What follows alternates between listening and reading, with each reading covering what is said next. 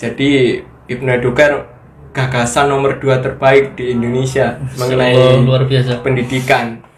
Soalnya Ibnu PPNU paradigma berpikirnya tidak hanya kemudian mengkritisi saja, tapi juga harus memberikan solusi. Solusi, betul.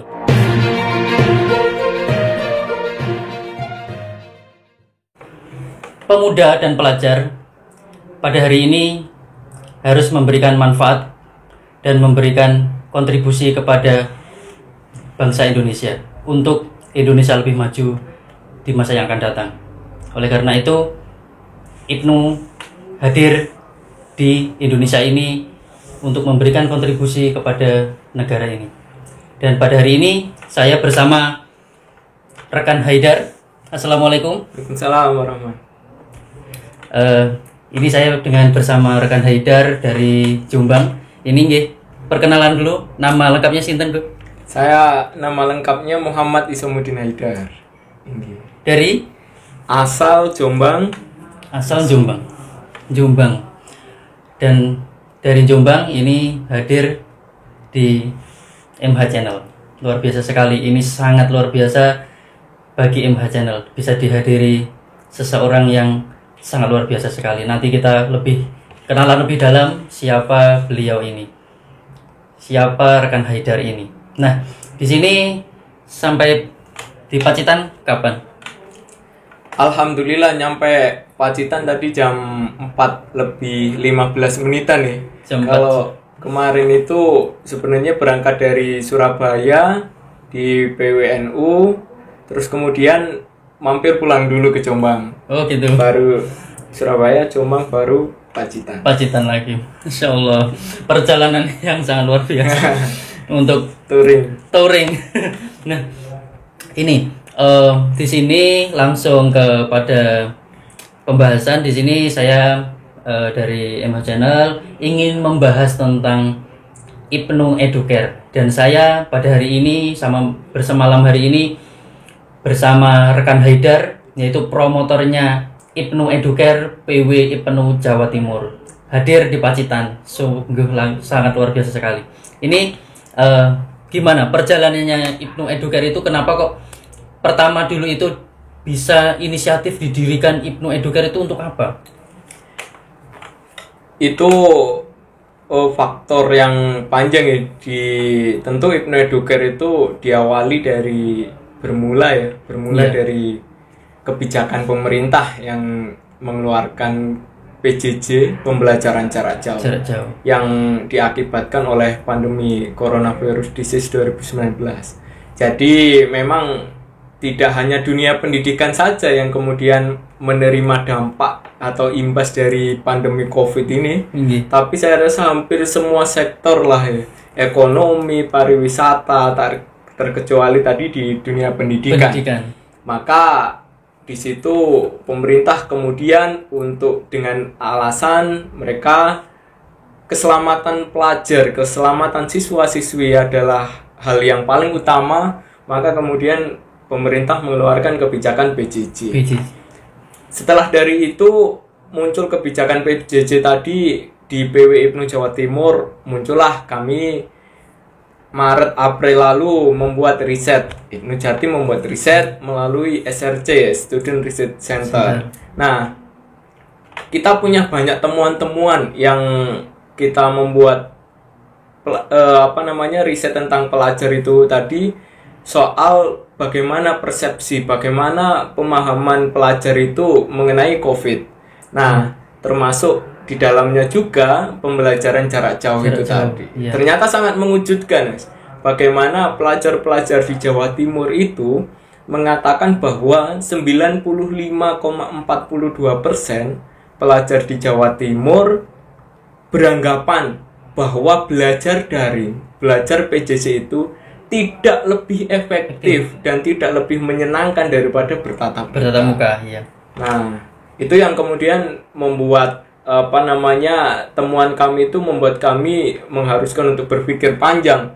Terus kami bertekad bahwa temuan data ini tidak boleh berhenti hanya dari sini. Soalnya Ibnu PPNU paradigma berpikirnya tidak hanya kemudian mengkritisi saja, tapi juga harus memberikan solusi. Betul. Nah, apa gunanya kalau kita membuat mengkritik-kritik tapi tidak menawarkan solusi? Nah, muncullah Ibnu Educare sebagai jawaban, sebagai respon atas kegelisahan pelajar-pelajar di Jawa Timur yang bahwa belajar daring ini masih masih butuh sentuhan-sentuhan, masih butuh support, fasilitas, butuh kesiapan, penunjang, sehingga belajar daring ini bisa ya minimal tidak kemudian kesenjangannya dengan tatap muka, keefektivitasannya tidak jauh dari ketika tatap muka. Kemudian itulah muncul Ibnu Educare. Nah, dari perjalanan yang sangat luar biasa sekali itu tadi, dari pertama riset, terus menjawab tantangan, jawaban-jawaban dari pelajar-pelajar yang ada di Jawa Timur khususnya ya.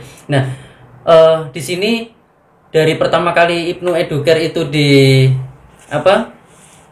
dikeluarkan atau diciptakan itu sejak corona ini berarti ya? Ya, semenjak bulan Agustus. Jadi Maret, April kita riset, Agustus kita action. Agustus sampai hari ini masih berjalan. Sampai hari ini. Sudah berjalan di seluruh Jawa Timur? Alhamdulillah dari 45 cabang ya yang ada di Jawa Timur, 39 sudah ada titik Ibnu Educare-nya. Yang per hari ini sudah 976 relawan. 976 relawan. Menjelang harlah rasa-rasanya optimis sekali mencapai 1000 relawan. 1000 relawan. Harlah Ibnunya 24 Februari nanti. Kita tunggu di Harlah Ibnu sampai 1000. Nah, kendalanya apa saja yang sudah dirasakan, yang sudah dialami dari pertama kali mendirikan Ibnu Educare ini? Kisah-kisah tantangan-tantangan yang berat? Tentu ini menjadi gerakan problem solving ya, pemecah masalah ini tidak berjalan mulus tidak kemudian tidak ada halangan sama sekali, bukan seperti itu. Tapi ada beberapa catatan-catatan yang kemudian muncul di sela-sela perjalanan Ibnu Educare ini. Nah, rata-rata mayoritas kami beberapa waktu lalu yang membuat daftar inventarisir masalah yang itu berangkat dari relawan yang ada di grassroots. Akhirnya teman-teman relawan itu kebanyakan menulisnya tidak punya cukup waktu untuk mendampingi, untuk mengadvokasi, memfasilitasi pelajar-pelajar untuk belajar daring. Nah, soalnya apa? Hari ini itu sudah kita ini semuanya tentu belum siap secara kurikulum, guru maupun orang tua untuk menerapkan proses pembelajaran jarak jauh ini. Pertama, guru hari ini merasakan ya betapa peran orang tua itu sangat berharga untuk proses pembelajaran putra-putrinya. Pun begitu juga dengan orang tua. Orang tua itu sadar betapa sulitnya membimbing, membina orang tua, anak putra-putrinya. Soalnya orang tua hari ini jangankan untuk mendampingi putra-putrinya, untuk kerja, untuk ke sawah, ke sekolah, ke kantor, masih belum kuota untuk belajar itu juga. Iya, betul. Apalagi orang-orang tua yang banyak yang kemudian gaptek. Betul. Gitu ya. Bagaimana anaknya kebingungan soal matematika atau apa, itu tentu keterbatasan. Nah, peserta didik sendiri mengalami misal kendala fasilitasnya. Gak ada wifi, terus apa. Nah, sehingga itu menyulitkan proses belajar daring mereka. Iya, benar. Nah, hal itu juga masuk temuan kami, Mas. Dalam artian pelajar di Jawa Timur itu 5,42% yang pelajar di Jawa Timur itu tidak memiliki fasilitas belajar daring sama sekali. 5,42% itu bukan kemudian angka yang kecil ya. Iya, benar. Yang besar. Nah, maka dari itu tugas Ibnu Educare ada 3: mendampingi, memfasilitasi, sama mengadvokasi. Nah, kendala-kendala tersebutlah para relawan itu kemudian merasa agak kurang waktu, kerepotan ya, dipasarkan. Ada Mas, saya mendengar storytelling dari teman-teman sebagian relawan itu, Masya Allah, satu kampung itu diserahkan pada teman-teman relawan Ibnu Educare. Iya, putra-putrinya wis biarkan Ibnu Educare. Nah, damar itu teman-teman juga kewalahan. Nah, di situ menjadi catatan-catatan kami ya, kendala-kendala kami yang insya Allah ke depan dengan manajemen yang baik, saya yakin sekali hal itu bisa kok dientaskan. Dari situ banyak kekurangan yang dari Ibnu Educare karena kekurangan relawan itu. Apakah dari situ masih mau menambahkan, misalkan di titik A itu kekurangan relawannya, itu ada keluhan ke cabangnya atau ke wilayahnya agar bisa ditambahkan untuk relawannya, itu bagaimana? Iya Mas, jadi per hari ini ya, sampai hari ini kami terus melakukan campaign ya mengenai ayo jadi relawan. Kita terus berkampanye perihal penambahan relawan, sebab respon daripada guru, orang tua siswa itu sendiri sangat bagus sekali. Jadi seakan-akan Ibnu Educare itu menjadi oase di tengah padang pasir ya. Jadi mereka itu subhanallah kerepotannya, tapi dengan jiwa relawannya mereka dengan sukarela, dengan senang hati melayani, memfasilitasi, mendampingi mereka. Nah, kami terus menggencarkan kampanye ayo menjadi relawan. Nah, biasanya itu dalam satu cabang, karena ini memang kondisinya masih pandemi ya. Bener. Nah, ada satu titik yang kemudian overload terhadap peserta belajarnya, itu kita bisa kasih relawan di tetangga desa atau tetangga kecamatannya. Nah, ini menarik kalau seumpama bisa dari luar kabupaten kota kita bisa oplos. Gitu. Nah, tapi ini kan tidak bisa. Nah, maka agar semuanya aman, tetap taat prokes, maka kita ambil ya maksimal di lain kecamatan dengan tetap memperhatikan protokol kesehatan. Maka titik mana yang kekurangan akan kita tambah di titik-titik yang lain. Dan prestasi apa yang sudah didapatkan sampai per hari ini? Prestasi dari Ibnu Educare di seluruh Jawa Timur itu, apakah ada yang mempunyai difasilitasi oleh pemerintah daerahnya masing-masing, ataukah bagaimana, prestasinya apa saja? Alhamdulillah ya, ini respon stakeholder itu juga sangat luar biasa di Ibnu Educare. Contohnya di Pacitan sendiri ya, bagaimana kepala desa itu sangat haru, sangat berterima kasih pada sumbangsi daripada relawan-relawan. Kemudian di Jawa Timur kami juga kerjasama dengan beberapa stakeholder yang dulu misal Lazisnu, kita berkolaborasi dengan mereka memberikan bantuan fasilitas belajar kepada relawan, papan tulis, spidol, penghapus, dan lain-lain. Kita juga Mas, mohon doanya juga hari ini juga terus sounding, terus berkolaborasi, berusaha kepada stakeholder terkait. Kami pengen itu di beberapa relawan itu kan ada yang bercerita tentang keluh kesahnya, kesulitan sinyal atau apa. Kami sangat berikhtiar, kami sangat bertekad bahwa kalau perlu kita pasang wifi di tempat relawan tersebut yang untuk digunakan belajar bersama bagi teman-teman. Alhamdulillah per hari ini kalau ngomong prestasi itu beberapa bulan yang lalu ya, Ibnu Educare itu menjadi gagasan pemuda bangkit inovasi pemuda di masa pandemi di bidang pendidikan. Juara 2 yang diadakan oleh Kemenpora Republik Indonesia. Jadi Ibnu Educare gagasan nomor 2 terbaik di Indonesia mengenai luar biasa pendidikan. Sangat luar biasa sekali. Jadi Ibnu Educare itu menjawab tantangan di pandemi ini. Bagaimana tantangan untuk para pelajar? Seperti itu ya. Siap. Jadi tidak hanya mengkritik saja, tapi kita harus memberikan solusi bagaimana Ibnu hadir di negara ini untuk memberikan yang bermanfaat. Kita break dulu sebentar. Siap. Kita lanjutkan nanti setelah yang satu ini. Salam ngopi seruputan. Halo sahabat ngopi saat seruputan. Kalian butuh mahar atau seserahan untuk nikah? Butuh buket bunga atau kado untuk pernikahan? Gak usah bingung, langsung saja hubungi kotakado.id dengan nomor HP 087 758 777 858 dan Instagram kotakado.id.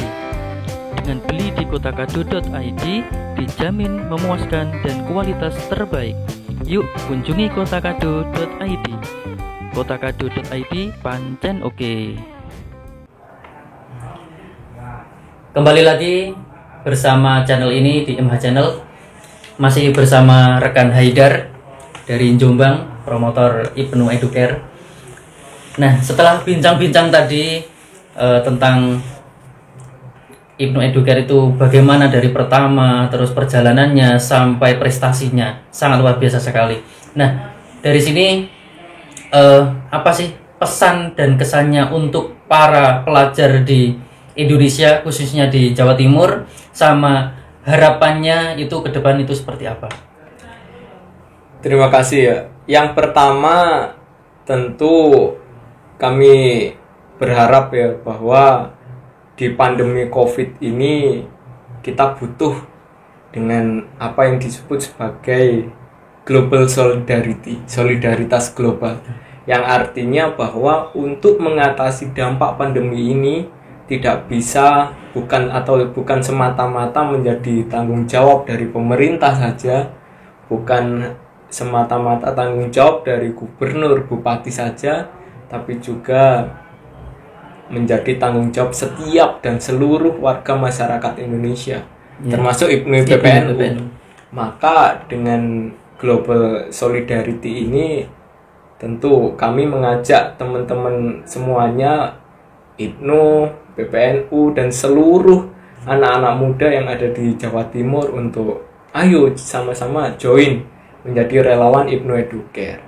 Banyaklah, saya rasa kita itu tidak hanya memberikan manfaat, tapi kita mencari manfaat untuk diri kita sendiri. Banyak juga teman-teman relawan itu yang skill kependidikannya, skill menjadi gurunya, pengajarnya itu terasah di IPNU Educare.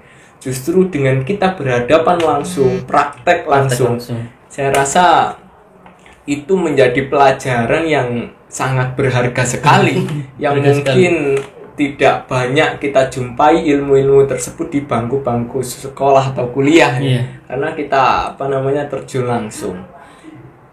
Yang kedua tentu bahwa IPNU Educare ini tidak boleh hanya berhenti pada saat pandemi COVID ini saja. Kalaupun pandemi ini sudah selesai, bukan berarti IPNU Educare juga harus selesai, tapi ini menjadi program yang kontinuitas. Bagaimana pengembangan IPNUI PPNU, inovasi-inovasi di IPNU Educare itu sangat masif di teman-teman relawan IPNU Educare. Jadi IPNU Educare itu ada yang menjadi sebuah skill community development. Jadi menjadi komunitas pengembangan skill. Jadi di IPNU Educare latihan desain grafis, latihan bahasa Inggris, latihan apapun lah, skill-skill itu, dan itu sangat luar biasa sekali, dan itu bisa dilanjutkan walaupun pandemi COVID ini sudah selesai. Di samping itu IPNU Educare juga tekad kami di PW IPNU Jawa Timur, kita terus mengantarkan para peserta belajar di IPNU Educare, kader-kader anggota IPNUI PPNU untuk sampai pada gerbang kesuksesan. Misal kami terus mencarikan info, mencarikan jalan di beasiswa, yang mau kuliah silakan kuliah di jurusan apa, akan selalu kami carikan solusi. Maka lagi-lagi IPNU Educare harus berjalan kontinuitas, istiqomah. Itu yang sangat diharapkan, selalu istiqomahnya dan memberikan manfaat kepada masyarakat. Betul. IPNU hadir untuk memberikan bermanfaat itu. Nah, rata-rata berapa sih usianya yang mengikuti IPNUI PPNU ini? Nah, kalau di IPNU IPPNU sendiri ya, kalau IPNU itu organisasi, kalau di PDPRT itu disebutkan ya bahwa IPNU itu 12 sampai 27 tahun. 27 tahun.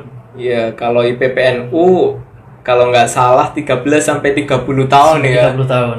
Di aturannya. Jadi siapapun itu, apapun latar belakangnya, apapun profesinya, kalau di IPNU selama dia berusia rentang antara 13 sampai 27 tahun, sah-sah saja kemudian ikut IPNU IPPNU, karena IPNU IPPNU organisasi yang berbasis usia. Nah, seperti ini contohnya ya. Seperti saya sendiri, teman-teman saya sendiri ini sudah berumur 25 tahun, 26 tahun. Nah, terus di sini masih mengikuti IPNU IPPNU. Ini apakah sudah umur segitu kok masih ikut IPNU IPPNU, itu bagaimana tanggapannya? Itu saya rasa bukan jadi soal ya, bagaimana kalau pendiri-pendiri IPNU terdahulu ya menyematkan nama pelajar, itu bukan berarti kemudian organisasi ini hanya untuk pelajar di bangku SMP SMA saja. Betul. Tapi menyematkan kata pelajar itu untuk bahwa yang bergabung, yang join menjadi anggota maupun kader IPNU IPPNU menjadi orang-orang yang terpelajar. Nah, jadi kalau misalkan 27 tahun kok masih ikut IPNU, ya nggak ada soal, karena di aturannya sudah masih di 13 sampai 27 tahun dan itu sah-sah saja ya. Tapi saya rasa usia 27 tahun pun itu saya pribadi mengapresiasi ya, dan saya pribadi sih saya akan selamanya menjadi pelajar. Ya. Soalnya kalau kita kutip itu man salaka torikon yaltamisu fihi ilma sahalallahu lahu torikon ilal jannah. Barang siapa yang kemudian menempuh jalan menuntut ilmu, belajar, nah maka sahalallahu lahu torikon ilal jannah, akan dimudahkan jalannya menuju surga. Nah, jadi IPNU kan setiap hembusan dan gerakannya, setiap hembusan nafasnya, setiap satu langkah gerakannya itu kan bernilai belajar. Semoga kita semuanya itu ya dimudahkan jalan menuju surga. Amin, ya. Amin. Nah, kalau saya pribadi ini guyonan ya, guyonan saya itu bahwa iki nanti nek kita purna nanti dari IPNU, wah khawatir saya nanti akan kehilangan ruh belajarnya sehingga bukan lagi menjadi man salaka torikon yaltamisu fihi ilma, orang-orang yang menempuh jalan belajar. Jadi saya kalau bisa sampai akhir hayat harus tetap berilmu. Karena apa? Kita nanti akan terus di jalan belajar sehingga di akhir dimudahkan oleh Allah jalan menuju surga. Jadi berilmu sampai akhir hayat. Biasa sekali, sangat termotivasi. Jadi berilmu sampai akhir hayat, walaupun di ADART itu hanya sampai 27 tahun, tapi kita kalau sudah berilmu harus sampai akhir hayat, karena itu tadi belajar itu ya. Iya, belajarnya. Jadi apapun profesinya, walaupun sebagai guru sudah S2 ataupun S3 itu tidak masalah ya ikut IPNU. Siap. Tidak masalah. Selama usia masih kemudian 11 sampai 27 tahun. Tapi bagi saya untuk mencintai IPNU tidak berbatas usia pada PDPRT ya. Betul. Di atas 27 tahun kita bisa berkontribusi untuk IPNU dengan cara-cara yang lain. Di luar dari struktural yang secara resmi diatur oleh peraturan dasar dan peraturan rumah tangga. Iya. Jadi begitu sahabat-sahabat ngopi sak seruputan, luar biasa sekali rekan Haidar di sini memberikan sesuatu hal, banyak penyampaian bagaimana IPNU Educare itu, apa manfaatnya IPNU Educare itu di masyarakat, dan kenapa kok kita masih ikut IPNU IPPNU, dan kenapa kita ikut IPNU IPPNU. Ini tadi sudah dijelaskan secara gamblang sekali. Nah, Dari sini ayo para pemuda, para pelajar, bagi kalian yang belum mengikuti IPNU, IPPNU, mari ikut di daerah kalian masing-masing. Karena IPNU, IPPNU sudah tersebar di seluruh Indonesia, bener. Alhamdulillah sudah. Bahkan di luar negeri juga. Jadi kalian dimanapun berada, ikutlah IPNU, IPPNU. Rugi kalau kalian tidak ikut IPNU, IPPNU. Karena di IPNU, IPPNU ini kita belajar menjadi orang yang lebih baik, belajar untuk diri kita sendiri dan belajar untuk memberikan manfaat kepada orang lain. Pesan dari saya tetap memberikan, kita jadi manusia harus memberikan manfaat kepada orang lain. Terima kasih rekan Haidar sudah berkunjung ke sini. Ngapunten. Ini terima kasih saran-sarannya juga, dan di lain waktu kita bisa bertemu lagi. Siap. Dan ini kenang-kenangan dari saya. Ada masker. Biasa.